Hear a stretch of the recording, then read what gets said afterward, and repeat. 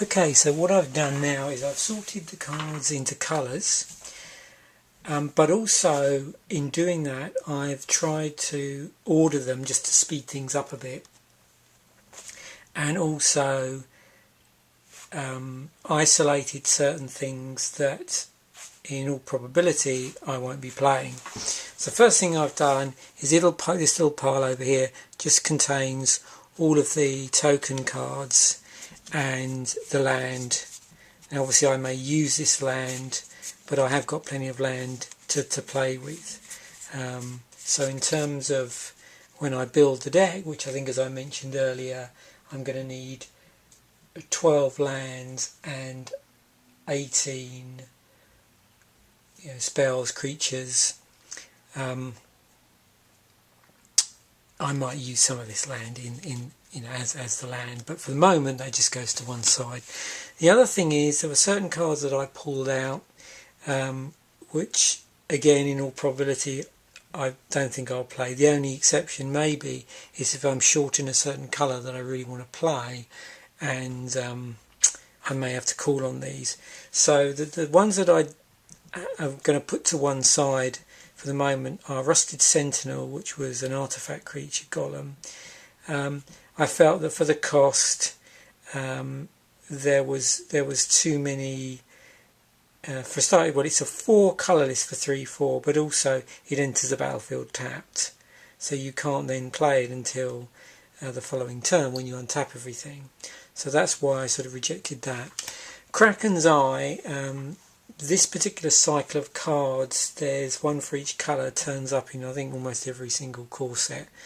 There's probably a few it's not in, and it's basically a life gain artifact where whenever any player casts a spell, in this case blue, in the case of Kraken's Eye, you gain 1 life. I'm going to put that to one side. Again, if I was looking for bumping up the number of cards, I might consider it, and it gives me life gain, but it's not really a primary card at the moment. Kite Shield, although this is 0, I felt for the equip cost of 3/3, giving equipped creatures +0 +3, wasn't really enough of a gain, so I'm going to put that to one side. Runeclaw Bear is a 1 and a green for 2/2. Again, if I find myself short on green cards, I might consider playing this, but I'm going to put it out there. Vastwood Gorger is a 5/6. The cost is 5 colourless and 1 green. So if I was short on large creatures in a particular build and I just wanted a finisher, that's going to come in, after turn 6, then I might consider this, but I'm going to put that to one side. Then there's a number of red cards. There was a Wall of Torches, which is has Defender, which is a 4/1 for 1 colourless and a red. We'll put that to one side. Bonebreaker Giant is a 4/4 for 4 colourless and a red. I'm also going to put that to one side. Shock, it does 2 damage for 1, but I'm just going to put it to one side for the moment. I suppose I've obviously got so used to Lightning Bolt, this seems a bit of a downgrade. But anyway, that'll go in my pile for those. Lava Axe does a lot more damage. Doesn't have the choice of either target creature or player like Shock does, but it is high costed. 4 colourless and 1 red. Put that to one side. Arbalist Elite. There's just too many different. To me, this is complicated. You've got to colour this in 2 white for a 2/3, and then you can also play 2 and a white and tap and deal 3 damage to target attacking or blocking creature. But the Arbalist Elite doesn't untap during your next untap step. So there's certain restrictions on that one. Amphion Cutthroats. This was a 2/4 for 3 colourless and a blue. I felt that was rather underpowered, so putting that to the side. Monomania is an interesting one. This is a rare. The downside with this is It's 3 colourless and 2 black. So it's going to be a little while before you can get this out. By the time you get it out, your opponent may not have that many cards anywhere to discard. So I'm going to put that to one side for the moment. And Blood Rage Vampire. This does have Bloodthirst. It's 3 and 3, 1 for 2 and a black. My main issue with this, I suppose, was other things have to be in place in order for this card to do anything, or for the Bloodthirst to kick in, and I just felt that it probably wasn't worth it at this point, and I'm just going to put it to one side. So they're the ones I've left out. What I've done here is I put this in colour order in terms of the colour where there was the most amount of good cards. The exception is with the artefacts, so I put them first because they can basically be played in any deck. There was the Thran Golem, which if it has an enchantment on it, you get +2/+2, has flying, first strike and trample. So that was, I felt, an interesting card. So I'm looking for enchantments as I go through this. Scepter of Empires. You can't get the full potential on this card because this needs to be played really with Crown of Empires and Throne of Empires to do the maximum amount of damage with this. But the ability to tap and then do 1 damage to a target player I thought was quite useful. So that's in my pile of might to use. Green had the most. We got the Cudgel Troll, which is a 4/3 for 2 and 2 green, but it also has Regenerate. We have Lure, which is an enchantment, which we could obviously use with the Thran Golem, and that allows us to enchant a creature, and then all creatures able to block enchanted creature do so. So we could get some interesting combat tricks going on there. Titanic Growth is a basic 4/4 pump spell. Greater Basilisk has Death Touch. It's 3/5 for 3 and 2 green. Stampeding Rhino has Trample. It's 4/4 for 4 colourless and a green. Plummet allows us to destroy a target creature with flying. Fog allows us to prevent all damage, all combat damage that will be dealt this turn. Then we have Llanowar Elves, which allows us to tap for green mana as well as being a 1/1 for 1. And then there was another Naturalise there, which allows us to I thought I had 2 Naturalises. Oh, there we are. I do. Yeah, so we have 2 Naturalises, which destroys target artifact or enchantment. Moving on to black. This was the one that had, I think, the most amount of rares in it. We've got Cemetery Reaper, which gives other zombie creatures +1/+1. It also allows us to exile a target creature from the graveyard and then put a 2/2 black zombie creature token into play. So we've got some graveyard stuff going on there. Obviously what you can do is you've generated a zombie creature token that would get +1/+1, but I might be looking for other zombie creatures that were already there, rather than just relying on generating from the Cemetery Reaper.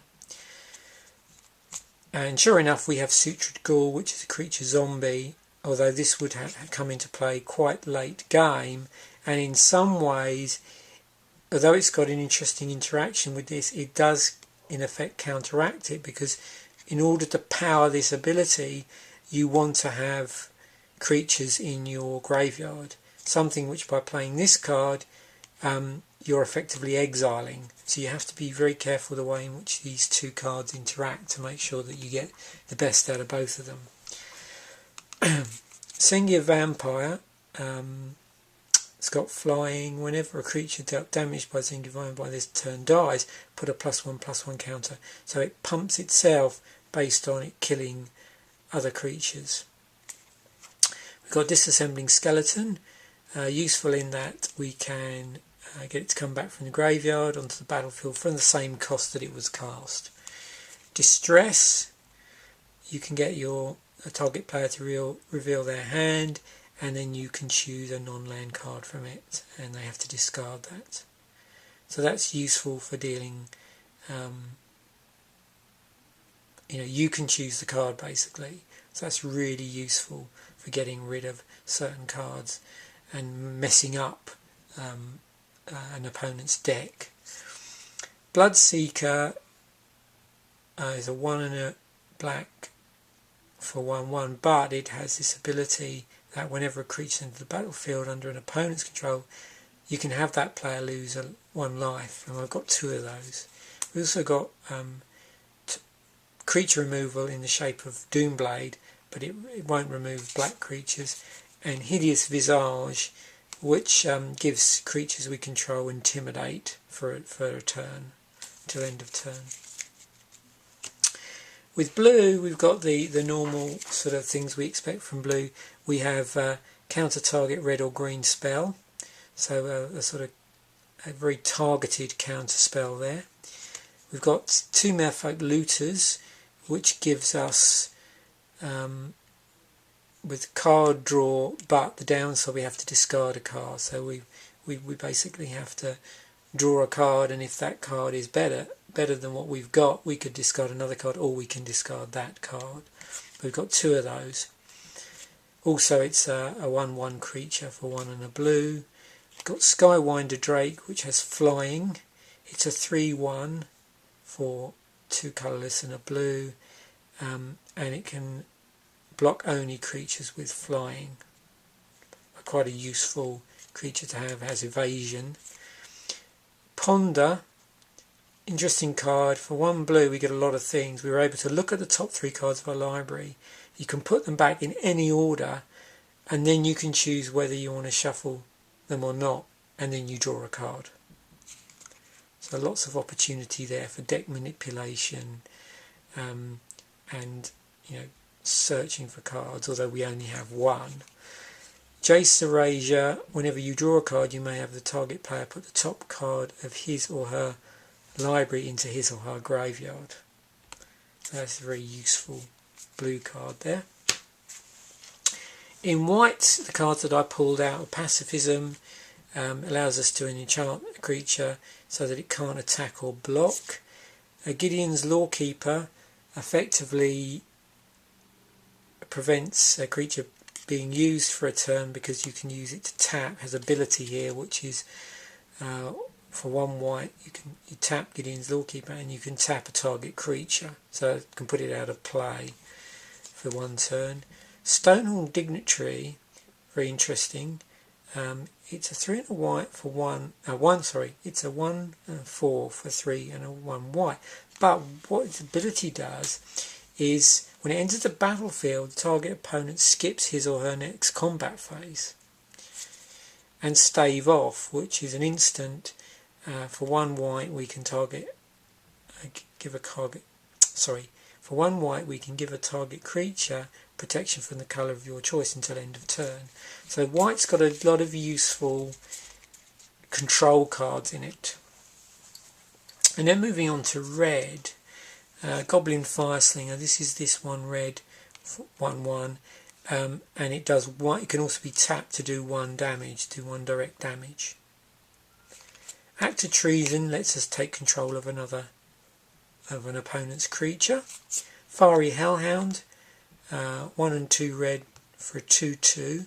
Interesting ability in that for 1 red you can pump it +1/+0. Now because you don't have to tap this, you can expend as much red as you want, or you have, and you can just keep pumping it until end of turn. And then Chandra's Outrage. This does 4 damage to a target creature and 3 damage to that target's controller for 2 and 2 red. So that was another one that I obviously pulled out. We have Dragon Skull Summit. This becomes useful if I'm playing, say, a black-red build. And then over here we have a number of cards which I put to one side. These sort of fit into the category of might play, depending on what I choose here. In that the Fire Breathing was an enchantment, so I could use that on the Thrain Golem to get its ability to kick in. So that would be a useful thing, and it has this ability as well, which can pump it further, +1, +0. But it was more the fact that there's an enchantment that I chose that. I had a couple of these two cards fit well together. We've got the Griffin Rider and the Peregrine Griffin. With the Griffin Rider, if we control a Griffin creature, Griffin Rider gets +3/+3. Although this is fairly highly costed at 4 and 1 white, so it would be quite a while before I could actually use this, but an interesting interaction nonetheless. Cancel, not the best costed of counter spells, but if I was short of counter stuff and I was choosing to play blue, then I would probably play this. Flight I only really put in, again, if I was looking for an interaction with the Thrain Golem, because I wanted to have the ability to be able to activate that.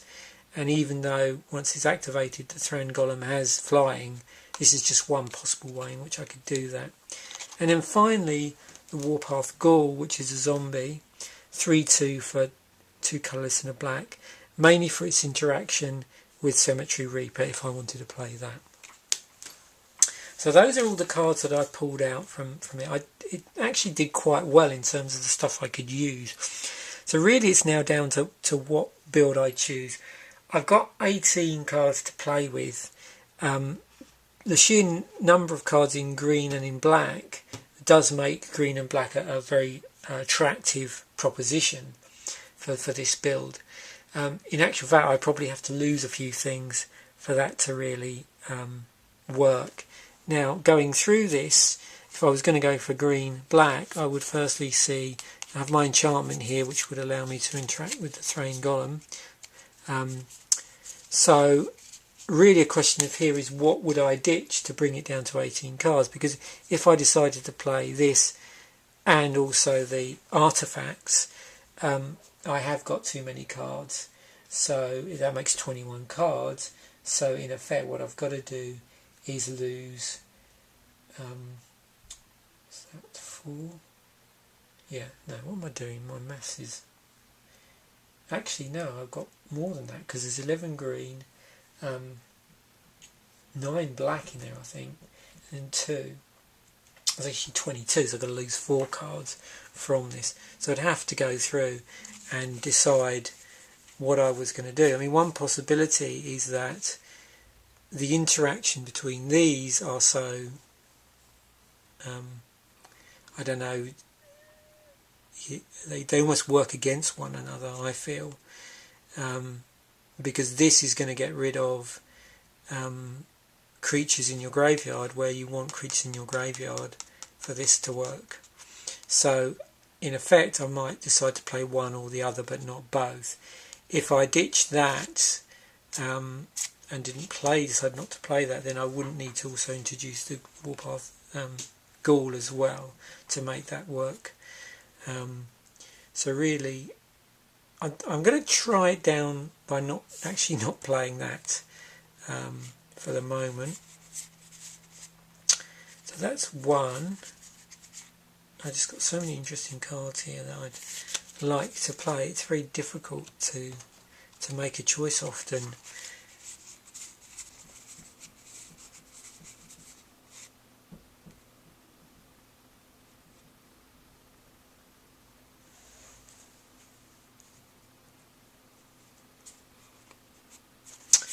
Actually, what I'll do, I'll take that out for the moment because I can always sideboard that in if I went against a deck with a lot of flying. So at the moment I'm looking things to take up, because within this build you effectively could sideboard cards back in, because if we're playing to sealed deck rules, we can sideboard stuff in. Any of the cards we've rejected, we can sideboard them in after the first game.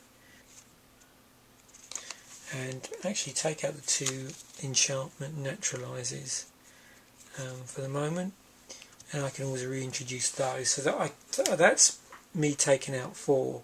So now I could do this build. I would have 1, 2, 3, 4, 5, 6, 7. 1, 2, 3, 4, 5, 6, 7, 8. happened there? 8. What am I doing? 1, 2, 3. Oh, 8 there. So that's 18 cards. So that's a possibility. So the other thing I could do, when I was looking at this, which I wouldn't mind actually playing around with, is actually a black-blue build in here. I have basically 6 blue cards and 9 of these, and then the 2 there. So again, what I might choose to do is not play the Cemetery Reaper, or I could introduce that in. Let's just try it with it in. 1, 2. Got 9 there, like I said, and then another 6 here, which gives us 15, 17, and then what I probably want to do is bring in cancel, so I've got some form of counter spell in there. I'm looking also here I need an enchantment for my Throne Golem, so that's the other problem I've got. So to make that work, I would definitely have to play something like that if I was going to do that. So I don't know, I'm not really convinced on this blue-black build.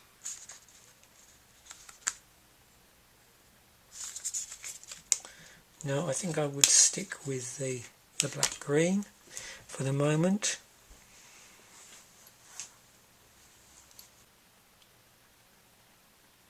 I could do a green-blue, but again, if I do a green-blue, I do have lure, so I do have my enchantment that I can place on the Throne Golem. So that's the key thing, is finding a colour which I've got that'll do that.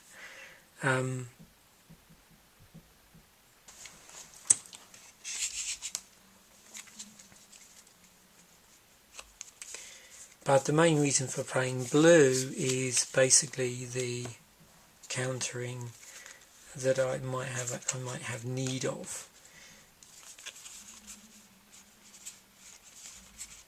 And obviously things like the card draw in there.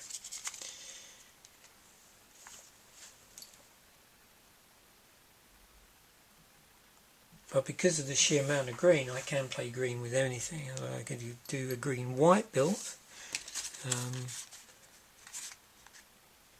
although that doesn't have an appropriate enchantment for the Throne Golem. If I want to do that, I'm keen to play that. And the Goblin Fireslinger, so I've got some red here.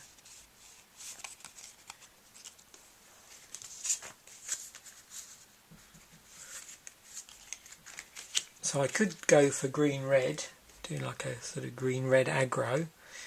And I'd include the fire-breathing as well.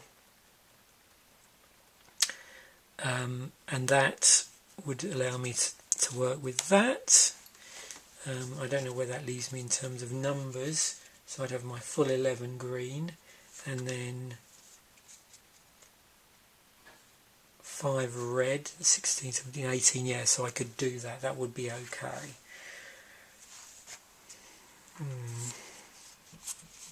That would be tempting. So at the moment I'm sort of going towards red-green or black-green. If I play the black-green, I'm going to have to lose some cards. If I play the red-green, I don't have to worry, everything works itself out as long as I include the fire breathing.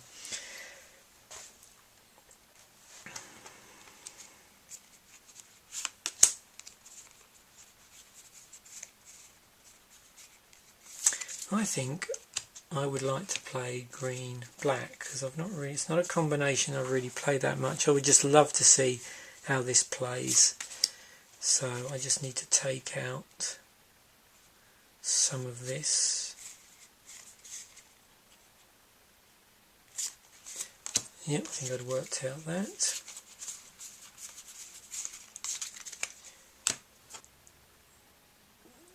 So there's my thing I'm going for. 8 black, 8 green, and the 2 colourless cards. In terms of adding my you've got to now add land. You looking at this on face value, you might say, well, I've got 8 green cards, 8 black cards. Okay, that's a 50-50 black and green. And what you might find is that in certain instances, by adopting that with one of the colours, you're going to get mana screwed. Because, and what I mean by that is something with, say for using this example, supposing this was 3 black, so this is 4 colours and 3 black. Supposing that was 6 colourless and 1 black. 6 colourless and 1 black would be easier to cast because you could use some non-black. You could use the other colour that you've mixed in a 2 colour deck. So what you also need to consider on this is how many actual black symbols are there. That's the way that I normally do it when I'm just getting an idea of something. The artifacts you don't need to worry about because they can be played with any colour. So as long as you've got some mana of some description. The green, we've also got Llanowar or Elf, so that's actually going to have another source of mana. So here, if we just, what I normally do is just tot up the actual symbols.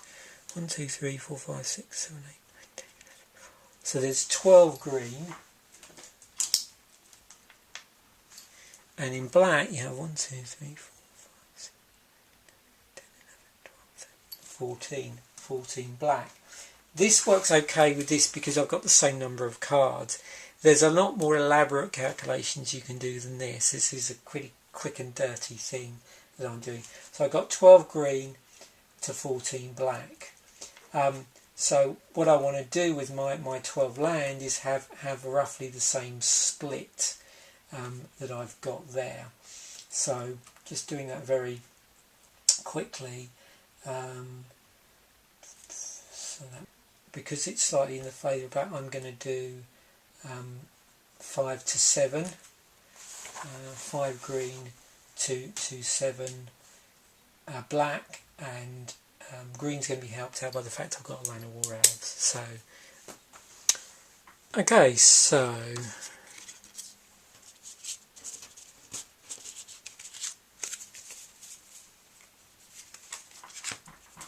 there we have the final build with there's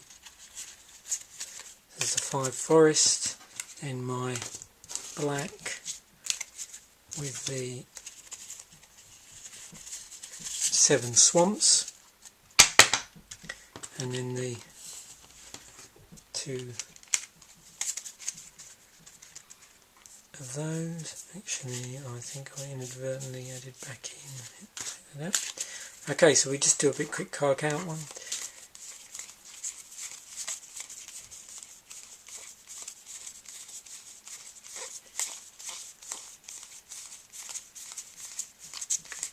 $30 cards. So there we have it. There's our 30 card deck. What I would now do is draw a number of sample hands. Just check to see how what cards come up after I've shuffled them, and just see how it pans out, see how playable it is. If I found that I had a problem, then I would substitute maybe some of the cards I'd taken out, or just look for something else that might work. Obviously when you're doing this for real in a tournament, your time is limited in terms of how I build it, but when you're doing it at home for fun, you can spend a little bit more time perfecting your deck if you want to play that way. So anyway, that's an example of building a 30 card deck from 4 boosters. Hope you enjoyed watching. As you've seen, there's loads of different ways that you can build this, and no two people are probably going to do the same bills with this, because for this particular one there was an awful lot of choice. Okay, thanks for watching.